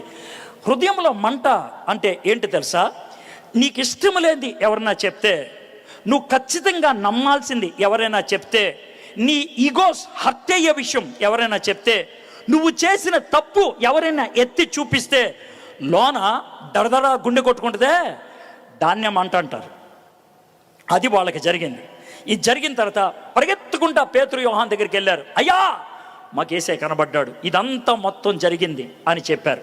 ఇప్పుడు 3rd సీన్లోకి మనం వద్దాం. మొదటి సీన్లో సమాధి తీశాడు. రెండో సీన్లో కళ్ళు తెరిచాడు. సార్ వాళ్ళకి సమాధి తీశాడు, కళ్ళు తెరిచాడు, మరి మనకేం తీశారు? నేను కూడా ఇప్పటికి 2 తీసా. ఏంటి సార్ మీరు తీసింది? ఒకటి బైబిల్ తీసా, అదే సమాధి తీయటం అంటే. రెండోది లోనున్న విషయాలు ఏంటో మీకు చెప్పా, అదే కళ్ళు తెరవటం అంటే. బైబిల్ తెరిచినా తెరిచిపోయినా, తెరిచిన బైబిల్ మీకు వినిపించా, మీకు అర్థమైన అర్థం పాపైనా పూర్తిగా అక్కడున్న విషయాలు మీకు అర్థమయ్యేటట్లు చెప్పా. ఈ 2 చెప్పిన తర్వాత కూడా నాకు అర్థం కావట్లేదంటే సముద్రంలో దూకి సావా. లాజిక్, హిస్టరీ 2 అయిపోయింది. ఇక 3వ దానికి వద్దాం. యేసు ప్రభుకి 12 మంది శిష్యులు. ఆ 12 మందిలో ఒక ఆయన ఊరేసుకొని చచ్చిపోయాడు. ఎందుకు సార్? ఆడే యేసు ప్రభుని అప్పగిచ్చింది, ఆడికి కూడా కడుపులో మండింది, చచ్చాడు. ఇక 11 మంది, అందుట్లో ఒక ఆయన బయటికి వెళ్ళాడు. ఎందుకు వెళ్ళాడు సార్? నాకు తెలియదు. సార్ ఎందుకు వెళ్ళాడు? టమాటాలు కొనటానికే. టమాటాలు ఎందుకు? పోనీ టమాటాలు కాకపోతే బీరకాయలు, బీరకాయలు కాకపోతే వంకాయలు, ఎందుకో కొనటానికి వెళ్ళాడా? ఎవరు సార్ ఆయన? తోమా. ఆయన వెళ్ళాడు. 10 మంది మాత్రం ఉన్నారు గదిలో. 10 మంది కూర్చొని, యేసు ప్రభులు వేసాడంటావా? ఏమనే సమాధి అయితే ఖాళీగా ఉంది. ఈ క్లైఫాగాడు వచ్చి చెప్పాడు, మగ్దలేని మరియా వచ్చి చెప్పింది, మేము వెళ్ళి స్వయాన్ని వెళ్ళి చూసాం, ఏం చేయాలో అర్థం కావట్లేదు అనే లోపల మధ్యలోకి యేసయ్య వచ్చి నుంచున్నాడు. రే దెయ్యంరా, దెయ్యం దెయ్యం. యేసయ్య దెయ్యం వచ్చిందిరా, యేసయ్య భూతం వచ్చింది.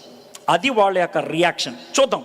ఓకే, వారు ఈలాగూ మాట్లాడుచుండగా 36వ వచనం, ఆయన వారి మధ్య నిలిచి, మీకు సమాధానమవు గాక అని వారితో అనెను. అయితే వారు దిగులు పడి భయాక్రాంతులై భూతము తమ కనబడినని తలంచిరి. యేసయ్య దెయ్యం వచ్చిందని ఎందుకు అనుకున్నారు? నెంబర్ 1, ఆ దెయ్యం యేసయ్యలాగానే ఉంది, అందుకే యేసయ్య దెయ్యం అన్నారు. నెంబర్ 2, యేసయ్య చచ్చిపోయాడు, అందుకని దెయ్యం అయ్యాడు అనుకున్నారు. నెంబర్ 3, యేసయ్య తిరిగి లేచాడని నమ్మలేదు, అందుకే దెయ్యం వచ్చింది అన్నారు. నెంబర్ 4, గదికి తలుపులేస్తున్నాయి, ఆయన లోనికి వచ్చాడు. దెయ్యం ఒక్కటే ఆలయంలో వస్తుంది. ఈ 4 కారణాలతో వాళ్ళు దెయ్యం, యేసయ్య దెయ్యం వచ్చింది, అది వాళ్ళు అన్నటువంటి మాట. మై ఫ్రెండ్స్, బైబిల్ రాసినప్పుడు ఎగ్జాక్ట్ రియాక్షన్ రాస్తుంది. మాయ చేయదు బైబిల్, మాయ ఉండదు. ఎవడైనా అనుమానం వ్యక్తం చేస్తే ఆ అనుమానంగానే రాశారు. యేసయ్య ఎట్లా క్లారిఫై చేశాడో మనం చూద్దాం. అప్పుడు ఆయన, మీరెందుకు కలవరపడుచున్నారు? మీ హృదయంలో సందేహములు పుట్టనేలా? నేనే ఆయనను అనుటకు నా చేతులను నా పాదములను చూడుడి, నన్ను పెట్టి చూడుడి, నాకున్నట్లుగా మీరు చూచున్న ఎముకలను మాంసమును భూతమును కొండవని చెప్పి తన చేతులు పాదములను వారికి చూపాను. ఇది జరిగింది కదా. జరిగిన తర్వాత వెళ్ళిపోయారా? వెళ్ళిపోయిన తర్వాత వీళ్ళేమో ఓదో మాడుకుంటున్నారు 10 మంది. ఈలోగా తోమ చాలా దిగులుగా వచ్చి నెమ్మదిగా తలుపు తీసి సైలెంట్గా వచ్చి తలుపు వేసేస్తారు. వీళ్ళు గురుగురు మాడుతూ ఉంటారు. అన్న ఏమైందన్నా? ఏమైందామా, నువ్వు మిస్ అయిపోయావు. ఏం మిస్ అయ్యా? యేసయ్య వచ్చాడు. ఎవరిగా పెచ్చ కాకపోతే అంటే యేసయ్య రావడం అంటే? భూతం చూసి ఉంటారు. లేదయ్యా, మేము యేసయ్యని చూసాం. యేసయ్యని చూసామంటాను గ్యారంటీ ఏంటి? ఆయన షర్ట్ ఎత్తి చూపించాడు, గాయాలు చూపించాడు చేతికి. మాతో చేపల ఫ్రై తిన్నాడు, మేము వండిందే, మాతో ఇవన్నీ చేశాడు, అందుకు నమ్ముతున్నాం. అలా అయితే నాకు కూడా అవి జరగాలి. తప్ప మనం దానికి ఒక డైలాగ్ పెట్టేశాం, అనుమానించే తోమ అని. ఎందుకు అనుమానం? ఆడికేం జరిగిందో నాకు కూడా అదే జరగాలనుకున్నా. తప్ప ఈ రాత్రి మీలో చాలా మంది అదే మాట్లాడరా, నాకు కావాలా అనుభవం, నీకే కాదు. అప్పుడు నేను నమ్ముతా. భారతదేశం కోరేది అనుభవం, ప్రశ్నలకు జవాబు. అనుభవం, ప్రశ్నలకు జవాబు. ఈ 2 ఇవ్వగలిగేది 12 మంది శిష్యుల్లో ఒకడే, తోమా. ఎందుకో తెలుసా? తోమా అన్నాడు, నీ గాయములో ఏలి పెట్టేదాకా నేను నమ్మనని. అనుభవం కోరాడు. తోమా అడిగాడు, ఎక్కడికి వెళ్తావు యేసయ్య అని. నేనే మార్గం, సత్యం, జీవం. ఆ ప్రశ్నకు జవాబిచ్చాడు. భారతదేశానికి వచ్చి ఆ ప్రశ్న అడుగుతున్న భారతీయులకి జవాబిచ్చాడు. అశ్వతోమా సద్గమయ, అయోమయంలో ఉన్నాను, సత్యం ఎక్కడ?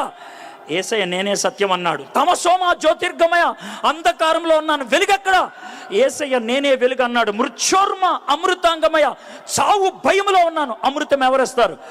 యేసయ్య అన్నాడు, నేనే పునరుద్ధానాన్ని, నిత్య జీవాన్ని. యేసయ్య ఇచ్చిన సమాధానాన్ని పట్టుకొని భారతదేశానికి వచ్చాడు. యేసయ్య ఇచ్చిన అనుభవాన్ని పట్టుకొని భారతదేశానికి వచ్చాడు. భారతదేశానికి సువార్త బ్రిటిష్ వాళ్ళు తీసుకురాలా, భారతదేశానికి సువార్త అమెరికా వాళ్ళు తీసుకురాలా, భారతదేశానికి సువార్త ఐరోపా ఖండం నుంచి రాలా. భారతదేశానికి సువార్త ఆసియా ఖండం నుంచి తోమా తీసుకొచ్చితే వచ్చింది.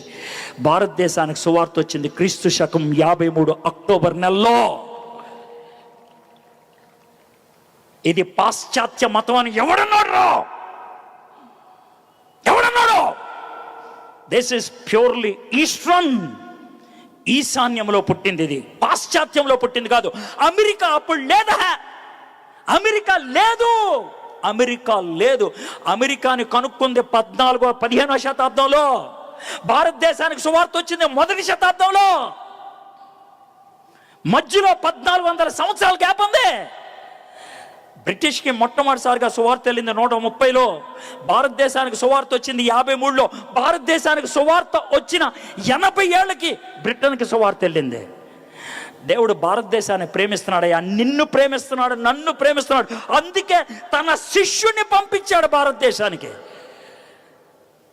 మై ఫ్రెండ్స్, ఖచ్చితంగా చెప్తాను, దేవుడికి తెలుసు భారతదేశం ఒక రోజుకి ప్రపంచంలో నెంబర్ 1 దేశం అవుతుందని జనాభాకి. అందుకే సువార్త ఎక్కడ బోధిస్తే ప్రపంచంలో ప్రతి 7వ వ్యక్తికి సువార్త అందుకుంటుంది.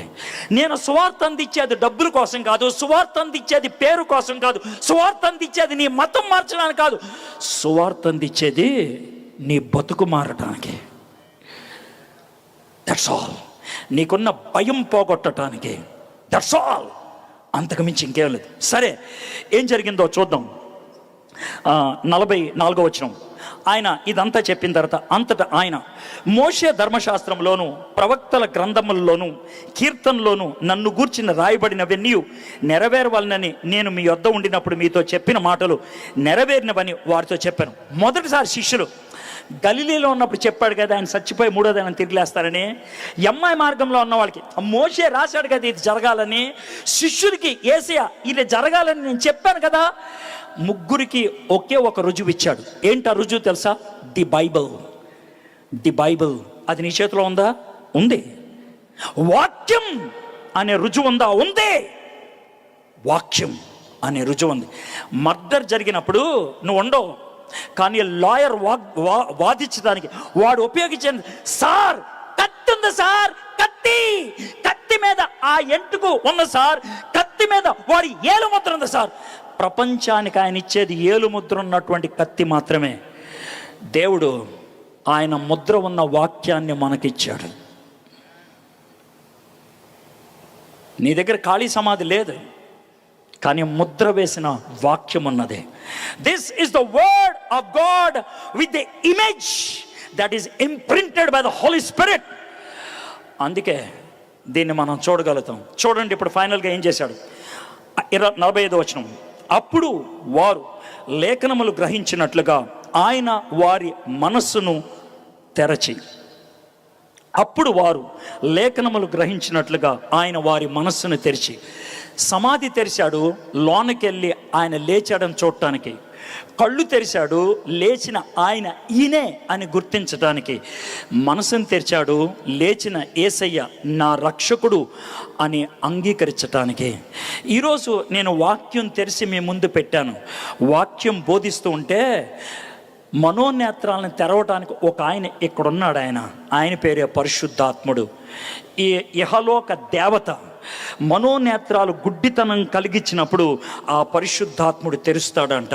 అంతేకాదు, ఈ వాక్యాన్ని బోధిస్తున్నప్పుడు మీ గుండెలో మంట కలిగితే, మీ హృదయంలో బాధ కలిగితే పరిశుద్ధాత్ముడు 3 విషయాలు మీకు ఒప్పింపజేస్తాడు.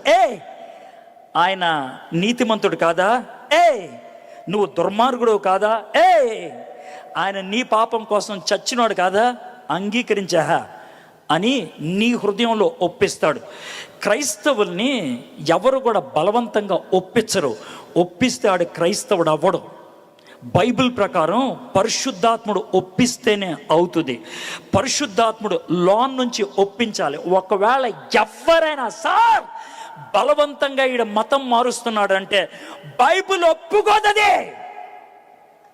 బైబిల్ ఒప్పుకోదు. బైబిల్ చెప్పేది ఒకటే, రేయ్ అరిస్తే అవదరా పని, కొడితే అవదరా పని, డబ్బులు ఇస్తే అవదరా పని, భయపెడితే అవదరా పని, హృదయంలో విశ్వసిస్తే అవుతుంది. అది పరిశుద్ధాత్ముడు ఒక్కడే కలిగిస్తాడు అని చెప్పి ఒక వ్యక్తి యేసు ప్రభుని అంగీకరించిన దాని జరిగే 4 విషయాలు చెప్పాడు. అది చెప్పి నేను ముగిస్తాను. నెంబర్ 1, 46వ వచనం, క్రీస్తు శ్రమపడి 3వ దినమున మృతులలో నుండి లేచిననియు. మొట్టమొదటిదే నువ్వు నమ్మాల్సిందేం తెలుసా? యేసయ్య నీ పాపాల కోసం సిలువ మీద చచ్చిపోయాడు, 3వ దినాన్ని తిరిగి లేచాడు. మీకు వచ్చే ఒక చిన్న క్వశ్చన్ ఏంటంటే, సార్ ఆయన ఎందుకు చచ్చిపోవాలి, ఎందుకు తిరిగి లేవాలి? ఇది మాకు వచ్చేటువంటి ప్రశ్న. సింపుల్గా చెప్పాలంటే ఆయన ఎందుకు చచ్చిపోయాడనంటే, దీన్ని ఎగ్జాంపుల్గా చెప్తాను. మీరు మాల్కి వెళ్ళారు, ఒక మాల్ పెద్దది, చాలా వస్తువులు కొనుక్కున్నారు. వస్తువులు కొనుక్కుంటే మీకు రిసీట్ ఇస్తారు. ఏమంటే డబ్బులు కట్టారు కదా, ఇంత పొడుగు రిసీట్ పడేయకూడదు, జాగ్రత్తగా ఉంచుకోవాలి. ఎందుకంటే మాల్లోంచి బయటికి వెళ్ళేప్పుడు గేట్ దగ్గర సెక్యూరిటీ వాడు ఉంటాడు. వాడు మీ దగ్గర సంచులు ఉన్నాయనుకో, వాడు అడిగేది ఏంటి తెలుసా? రిసీట్ ఏదైనా అడుగుతాడు. ఒకవేళ రిసీట్ మధ్యలో పోతే మిమ్మల్ని బయటికి వెళ్ళినవాడో, ఒకవేళ బయటికి వెళ్ళాలంటే ఆ సంచులన్నీ అక్కడ పడేసి వెళ్ళిపోవాలి. సార్ నేను కొన్నానంటే కుదరదు, రిసీట్ చూపించాలి. రిసీట్ చూపిస్తేనే బయటికి వెళ్ళనిస్తారు. డబ్బులు కట్టడం, రిసీట్ తీసుకోవటం అయితే రిసీట్ చూపించి బయటికి వెళ్ళటం అవసరం. సిలువ మీద యేసయ్య చచ్చిపోయింది నువ్వు చేసిన పాపానికి వెల చెల్లించడం. యేసయ్య తిరిగి లేచింది నీకు ఒక రిసీట్ కాగితం ఇవ్వడానికి. ఆ రిసీట్ కాగితం పట్టుకొని వెళ్ళిపోతాను. యేసయ్య తిరిగి లేచాడు కాబట్టి ఆయన నా కోసమే చచ్చిపోయాడు. యేసయ్య తిరిగి లేచాడు కాబట్టి బైబిల్ నిజం. యేసయ్య తిరిగి లేచాడు కాబట్టి యేసయ్య దేవుడు. యేసయ్య తిరిగి లేచాడు కాబట్టి నాకు పునరుద్ధానం ఉంది. యేసయ్య తిరిగి లేచాడు కాబట్టి చస్తే నాకు ఆశ ఉంది. యేసయ్య తిరిగి లేచాడు కాబట్టి పరలోకం ఉంది. యేసయ్య తిరిగి లేచాడు కాబట్టి నా మాటకు అర్థం ఉన్నదే. One thing that proves all, the resurrection of Jesus Christ. యేసుక్రీస్తు యొక్క పునరుద్ధానం మొదటిది. రెండోది, యెరూషలేము మొదలుకొని సమస్త జనులలో ఆయన పేరట మారు మనసును పాప క్షమాపణ ప్రకటింపబడినని వ్రాయబడి ఉంది. ప్రకటించాలి. ఈరోజు నేను అదే చేస్తున్నా, ప్రకటిస్తున్నా. ఏం ప్రకటిస్తున్నా? తమ్ముళ్ళు, చెల్లాయిలు, అన్నలో, అక్కలో, మీరు ఏ మతానికి చెందిన, ఏ కులానికి చెందిన, ఏ జాతికి చెందిన, మీ కులం మారొద్దు, మీ మతం మారొద్దు, మీ జాతి మారొద్దు, మీ మనసు మారాలి. మారు మనసు. బైబిల్లో ఎక్కడ జాతి మారు, కులం మారు, మతం మారని చెప్పలా. అది తర్వాత నీ ఇష్టం. చెప్పింది మనసు మార్చుకోమని. It's your mind, it's your heart. ఆ మనసు మారితే యేసయ్య దగ్గరకు వచ్చి పాప క్షమాపణ పొందుతావు. నా పాపానికి ఆయన వెల చెల్లించాడు, నా పాపానికి ఆయన వెల చెల్లించాడు. అది నీ జీవితంలో మార్పు తీసుకొస్తుంది. నా పాపానికి ఆయన వెల చెల్లించాడు. ఇది రెండోది. ఇక మూడోది, ఈ సంగతులకు మీరే సాక్షులు. నేను నా జీవితంలో జరిగిన విషయానికి సాక్షిని. బ్రీఫ్గా చెప్పాలంటే, నేను ఈ లోకరీత్యా ఒక క్రైస్తవ కుటుంబంలో పుట్టాను. నాది 3వ తరం. మా తాతగారు వాళ్ళ నాన్నగారు మొదటగా క్రైస్తవులు అయ్యారు. మహారాష్ట్ర నుంచి వచ్చిన బ్రాహ్మణులు. వాళ్ళు యేసు ప్రభుని మొదటగా అంగీకరించారు. నూజివీడు రాజా దగ్గర మా తాతగారు వాళ్ళ నాన్నగారు ఆస్థాన గాయకులు. వాళ్ళకి మంచి కంఠం ఉండదని శ్రీకంఠం అని మా తాతగారు వాళ్ళ నాన్నగారికి బిరుదిచ్చారు. దాని నుంచి మా ఇంటి పేరు కుంఠం అయ్యింది. ఎందుకనంటే కంఠాన్ని బట్టి. నా గొంతు కూడా చాలా గట్టిగా ఉంటుంది, దాంట్లో ఎటువంటి అనుమానం లేదు. ఫిలిప్ గారు లాగా మాట్లాడలేను, కానీ దుమ్ము దులిపేటట్లు మాట్లాడగలను. ఆయనలాగా పాటలు పాడలేను డెఫినెట్గా. I have a throat that is magnetic. దాంట్లో ఎటువంటి అనుమానం లేదు. ఐరన్ టోన్ నాకు దేవుడు ఇచ్చాడు. ఎందుకంటే నన్ను ఆయన సాక్షిగా వాడుకోవడానికి ఇష్టపడుతున్నాడు కాబట్టి. అయితే సాక్షిగా అంటే ఏంటంటే, మా అమ్మ నాన్న నన్ను ఎంతో ప్రేమతో పెంచారు, భక్తితో పెంచారు. కానీ నేను గలీజ్గాడిని. ఎంత గలీజ్గాడిని అంటే, ఇంటర్మీడియట్కి వచ్చేప్పటికి నా జీవితాన్ని పాడు చేసుకోవటం మొదలుపెట్టాను. నేను గంజాయికి బానిసని, నేను డ్రగ్స్కి బానిసని. 3 సార్లు వారానికి డ్రగ్ ఎక్కకపోతే నా కడుపు తిప్పేది, నాకు తల తిప్పేది, నా మైండ్ నాలో ఉండేది కాదు. కాబట్టి నేను ఏ పని చేయడానికైనా ఇష్టపడేవాడిని. మా అమ్మగారి పెళ్లి చీర దొంగతనంగా తీసుకెళ్లి 20 రూపాయలకి తాకట్టు పెట్టాను ఒకరోజు గంజాయి కోసం. That's my life. అలాంటి పరిస్థితుల్లో గుంటూరులో కెసినో బార్ అండ్ రెస్టారెంట్ ఉండేది. 3 చోట్ల గుంటూరులో కెసినో బార్ అండ్ రెస్టారెంట్. హైదరాబాద్లో శ్రీదేవి, హైదరాబాద్లో దివాంచి, సికింద్రాబాద్లో శ్రీదేవి. 3 చోట్లే బార్ అండ్ రెస్టారెంట్ ఉండేది అప్పట్లో, విత్ క్యాబరే. క్యాబరే అంటే ఏంటి తెలుసా? రాత్రి 9 నుంచి 11 గంటల దాకా, వారానికి 2 రోజులు, శని ఆదివారం, అమ్మాయిలు అబ్బాయిలు వచ్చి బట్టలిప్పి కొంతమంది డాన్స్ చేస్తారు. ఆ మైకంలో మందు కొడతారనమాట. ఆ విధంగా మేల్ డాన్సర్గా బట్టలు ఇప్పి డాన్స్ చేసేవాడిని. అది నా లైఫ్. అక్కడి నుంచి వచ్చాను నేను ఇక్కడికి. అలాంటి పరిస్థితిలో నిరుత్సాహంతో ఆత్మహత్య చేసుకుందాం అనుకున్నప్పుడు నా మిత్రుడు నన్ను ఆపి నాకు యేసయ్య గురించి చెప్పాడు. ఆ రోజు నేను మారు మనసు పొందాను. ఆ రోజు నేను యేసయ్యని నా సొంత రక్షకుడిగా అంగీకరించాను. ఆ రోజు నా జీవితం మారింది. అందుకే ఈరోజు మైక్ పట్టుకొని నేను మాట్లాడుతున్నాను. నాకు డబ్బులు ఇవ్వడం, నేను పేరు కోసం తాపత్రయపడే సెలబ్రిటీని కాదు. మీ మధ్యన కూర్చున్నాను. ఇప్పటిదాకా నేను మీ మధ్యన కూర్చున్నా. హోటల్ నుంచి నేను నడుచుకుంటూ వచ్చా. ఎక్కలంతా తిరిగి నా కోసం పెద్ద ఫిట్టింగ్ ఏం పెట్టలా. అవసరం లేదు నాకు అవి. నా బ్రతుక్కు వాల్యూ ఇచ్చేది నా మారిన జీవితం. దానికి నేను సాక్షిని. That's my witness. అది మీరు నాకు సాక్షులు. యేసయ్య అడుగుతున్నటువంటి మాట ఏంటి తెలుసా? నాయనా, నన్ను ఈ లోకం దేవుడో కాదో అని ప్రశ్నిస్తుందయ్యా. నాయనా, ఈ లోకం నన్ను దొంగోడు అంటుందయ్యా. ఈ లోకం నన్ను చేతగానోడు అంటుందయ్యా. ఈ లోకం నన్ను మోసగాడు అంటుందయ్యా. నువ్వు నాకు సహాయం చేసి పెట్టవా? యేసయ్య నాతో అనే మాట. నాకు సాక్షిగా ఉంటావు. నువ్వు నాకు సాక్షిగా ఉంటావు. నీ జీవితంలో జరిగింది నోరు తెరిచి చెప్తావా? ఒకసారి నోరు తెరిచి చెప్తావా? చెప్తాను యేసయ్య, కానీ నా మాటలు నమ్ముతారు లేదు నాకు తెలుసయ్యా. నీ మాటలు నమ్మరని. నువ్వు చెప్పు. నువ్వు చెప్తే మరి నేను చెప్తే ఏమవుద్దయ్యా? చూడు 49వ వచనం. 40. ఇదిగో నా తండ్రి వాగ్దానం చేసినది మీ మీదకు పంపుచున్నాను. మీరు పైనుండి శక్తి పొందు వరకు పట్టణంలో నిలిచి ఉండడని వారితో చెప్పాను. దేవుడు ఏమన్నాడు తెలుసా? నువ్వు నాకు సాక్షిగా మాట్లాడు. నువ్వు మాట్లాడిన మాటలు తీసుకొని పరిశుద్ధాత్ముడు వారి హృదయాల్లో ఒప్పింపచేస్తాడు. ఈ రాత్రి ఎవరి హృదయాన్నైతే పరిశుద్ధాత్ముడు సిద్ధపరిచాడో, ఎవరైతే ఈ మాటలకు హృదయంలో నొచ్చుకున్నారో, ఎవరైతే ఈ రాత్రి నాకు యేసయ్య కావాలి అని కోరుకుంటున్నారో, దానికి కారణం నేను కాదు, పరిశుద్ధాత్ముడు. నేను ఒక సాక్షిని మాత్రమే.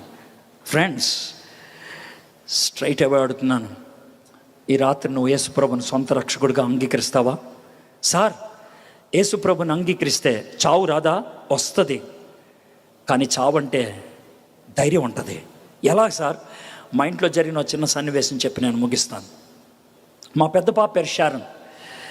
అది 5 ఏళ్ళప్పుడు జరిగిన విషయం ఇది. మా ఇంటికి 2 ఇళ్ళు అవతల ఇంకో ఇల్లు ఉండేది.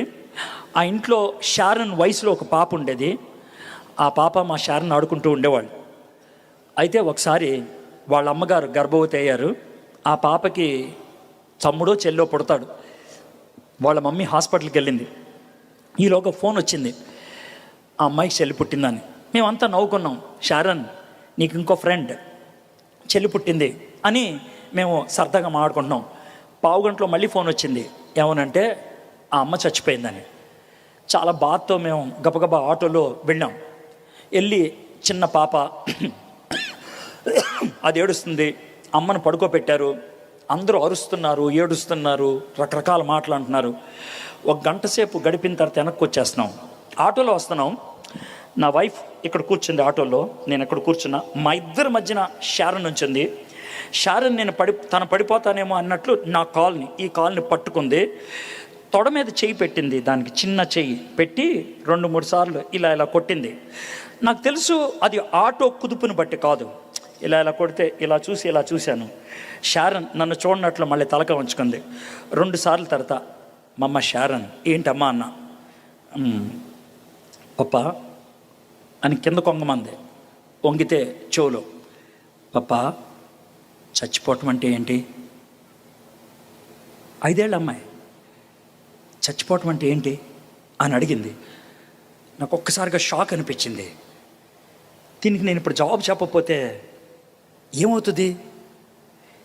ఎలాంటి జవాబు చెప్తే దీనికి అర్థమవుతుంది? ప్రభా యేసయ్య, నా బిడ్డ అడిగింది, నాకు కొంచెం తెలియదట్లేవా దీని జవాబు చెప్పడానికి? సడన్గా ఒక థాట్ వచ్చింది. మమ్మ, నిన్న ఎక్కడికి వెళ్ళాం? నిన్న మీటింగ్కి వెళ్ళాం. ఏమైంది మీటింగ్కి వెళ్తే? మీరంతా బైబిల్ స్టడీకి వెళ్ళారు, మేము గదిలో కూర్చొని అందరం ఆడుకున్నాం. తర్వాత ఏమైంది? ఆంటీ నూడిల్స్ తెచ్చింది. మా అందరికి నూడిల్స్ అంటే ఇష్టం కదా, బాగా తినేసాం. ఆ తర్వాత ఏమైంది, ఒకే మంచం మీద మేము అందరం స్లీప్ ఓవర్ పడుకుంటూ పోయాం. ఆ తర్వాత ఏమైందేంటి, పొద్దున్న లేచేప్పుడు నా బెడ్రూమ్లో ఉన్నాను, నేను లేచి ఎవరు తెచ్చారు ఇక్కడికి అని అరిశాను. అప్పుడు నువ్వు నేను తెచ్చానమ్మా అన్నావు. తర్వాత నేను సైలెంట్ అయిపోయాను. మమ్మ, నువ్వు ఆంటీ వాళ్ళ ఇంట్లో పడుకున్నావు కదా, నువ్వు లేచేటప్పటికి నీ బెడ్రూమ్లోకి వచ్చావు కదా, నీకు భయం వేసిందా? లేదు.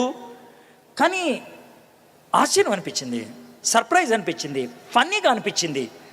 అది నాకు జరిగింది. మమ్మ, చావంటే అంతే. అంటే ఏంటి పాప అంటే, ఇప్పుడు నువ్వు ఆంటీ వాళ్ళ ఇంట్లో పడుకుంటే నేను ఆటో మీద ఎలా ఇంటికి తీసుకొస్తే పొద్దున్న లేసేపటికి నీ బెడ్రూమ్లో నీ బెడ్ మీద కళ్ళు తెరిచావో, చచ్చిపోయినప్పుడు ఇక్కడ కళ్ళు మూసుకుంటే జీసస్ క్రైస్ట్ వచ్చి నిన్ను పరలోకంలో తీసుకెళ్ళి అక్కడ షారన్ లే అంటే బంగారు వీధుల్లో కళ్ళు తెరుచుకుంటావు. అది మన పర్మనెంట్ హౌస్. వావ్ పప్పా, చచ్చిపోవటం బాగుంటుందే అన్నదే. What happens when you accept Jesus Christ as your personal savior. యేసు ప్రభుని నీ సొంత రక్షకుడిగా అంగీకరిస్తే గుండెల్లో వచ్చే ధైర్యం, విశ్వాసం ప్రపంచం అంతా కలిసినా తీయలేదు నిన్న. That is faith. Do you want that Jesus? ఆ యేసయ్య నీకు కావాలా? యేసయ్య నా కళ్ళు తెరువు, నా మనసు తెరువు అని అడగటానికి మీరు సంసిద్ధమా? తలంచండి, కళ్ళు మూసుకోండి, చిన్న ప్రార్థన చేసి ముగించుకుందాం. జస్ట్ తలంచండి. ఒకసారి మీరు ఈ ప్రశ్నకు జవాబు ఏమిస్తారో ఆలోచించండి. ఈ ప్రశ్నకు ఒకవేళ ఏ కారణం చేతైనా ఈరోజు నేను చచ్చిపోతే ఎక్కడికి వెళ్తా? నేను హిప్నటైజ్ ఏం చేయట్లా, ఇమోషనల్ బ్లాక్మెయిల్ ఏం చేయట్లా. ఒక్కసారి ఆలోచించమంటున్నా. If death comes today, where you will be? ఎక్కడ ఉంటాం? ఒకసారి లేచి నడిచేవాళ్ళు ఒక్క 2 minutes ఆగుతారా? Please please please please. ఒకవేళ ఈ రాత్రి ఎక్కడికి వెళ్తానో తెలియదు అనుకుంటే యేసయ్యని మాట అడగండి. యేసయ్య, వాళ్ళ కళ్ళు తెరిచావంట, ఈయన చెప్పిన మాటలు నాకు అర్థమయ్యేటట్లు చేయవా? యేసయ్య, వాళ్ళ మనసులు తెరిచావంట, ఈ రాత్రి నా మనసు తెరుస్తావా? నాకు మారు మనసు కలగాలి, నా జీవితం మారాలి, ఈ రాత్రి చేయవా? అడగండి మీరు. నేనేదో చెప్పానని కాదు. ఆయన నిజమైన రక్షకుడైతే, ఆయన పునరుద్ధానుడైతే ఈ రాత్రి ఈ మీటింగ్ ప్రాంగణములో ఆయన ఆత్మ ఉన్నట్లయితే మీ గుండెకు తాకాలది. తాకితేనే, అనుభవం ఉంటేనే, అయితే అవసరం లేదు. You experience. మాయం చేయట్లేదు నన్ను, నీ జీవితంలో జరగదు.